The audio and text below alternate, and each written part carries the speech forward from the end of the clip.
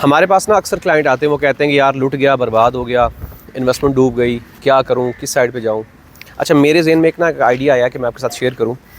मैंने अपनी बहुत सारी वीडियो में ये बोला है कि प्रॉपर्टी दुनिया का वाहिद बिज़नेस है जिसमें लॉस नहीं है अगर आप होल्डिंग कैपेसिटी रखते हैं। तो मैं आज भी इस बात पर कायम हूँ। मैं इसकी कई ज़िंदा एग्जाम्पल्स आपको दे सकता हूँ कि प्रॉपर्टी में लॉस नहीं है।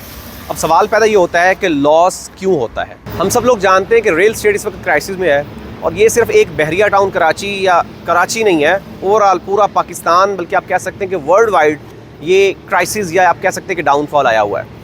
अब इसकी प्रॉब्लम जो सबसे बड़ी है वो ये है कि इस वक्त आप कह सकते हैं कि एक सर्कल होता है, कोई भी बिज़नेस होता है, उसमें एक अप्स एंड डाउन का जो सिस्टम है वो चलता है। हमारी जो सिचुएशन है वो ये है कि इस वक्त मार्केट जो है वो बिल्कुल अपने बिलो द लाइन या बॉटम पे कह सकते हैं कि खड़ी है।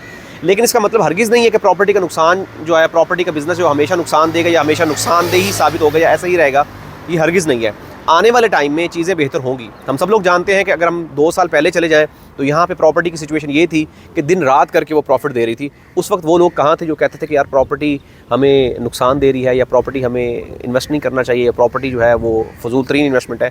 देखिए, एक बात अपने जहन में रखें कि जितने भी लोग हैं, जितने भी बिलियनर हैं या जितने भी इन्वेस्टर्स हैं या जितने भी लोग पैसा कमाना जानते हैं, वो अपनी सबसे पहली इन्वेस्टमेंट जो करते हैं वो रियल एस्टेट में करते हैं, क्योंकि रियल एस्टेट ज़ीरो नुकसान वाला या ज़ीरो लॉस वाला बिज़नेस है। उसकी रीज़न मैंने आपको ऑलरेडी बताई है कि होल्डिंग कैपेसिटी वाले बंदे के लिए, जो लोग आप कह सकते हैं कि होल्डिंग कैपेसिटी नहीं रखते हैं, उनके पास एक लिमिटेड बजट होता है, वो ये करते हैं कि वो पैसा डालते हैं और कहते हैं कि अगले दिन उनका पैसा जो है वो डबल होकर उनको वापस मिल जाए। 90s से पहले, मैं आपको एक बड़ी पूर्वसूख बात कर रहा हूँ कि 90s से पहले प्रॉपर्टी को विरासत के तौर पर इस्तेमाल किया जाता था।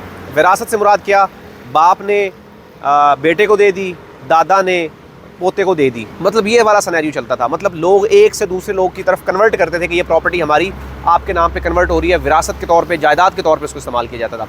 90s के बाद प्राइवेट सेक्टर ने जैसे ही कदम रखा रियल एस्टेट में, तो सिचुएशन ये हो गई कि प्रॉपर्टी को दिन रात करके इसके ऊपर प्रॉफिट आना शुरू हो गया, प्रॉपर्टी को स्टॉक एक्सचेंज बना दिया गया। अभी क्योंकि सिचुएशन वो नहीं है कि प्रॉपर्टी दिन रात करके प्रॉफिट दे, लेकिन इस वक्त जो रेट्स हैं वो वाले रेट्स हैं कि जो आपको इतना प्रॉफिट दे सकते हैं कि अगर आप उसको 2 साल 2.5 साल होल्ड कर लें तो वो आपको 100 गुना नहीं 500 गुना प्रॉफिट देने को भी साबित कर सकते हैं चीज़ों को। एक बेहतरीन ऑप्शन है। रियल एस्टेट को ईजी ना लें, रियल एस्टेट को आप नेगेटिव ना समझें। रियल एस्टेट जब आपको प्रॉफिट देगा तो तमाम की तमाम चीज़ें आपको उसके मान पड़ जाएंगी सामने। लिहाजा अगर आप चाहते हैं कि एक सिक्योर और एक सेफ़ इन्वेस्टमेंट करें और आप अगर लॉन्ग टाइम उसको होल्ड कर सकते हैं तो आज ही रियल एस्टेट में इन्वेस्ट करें। कहीं भी इन्वेस्टमेंट करें, चाहे रेगिस्तान में कर लें, आपको इंशाल्लाह प्रॉपर्टी प्रॉफिट देगी। अल्लाह हाफिज़।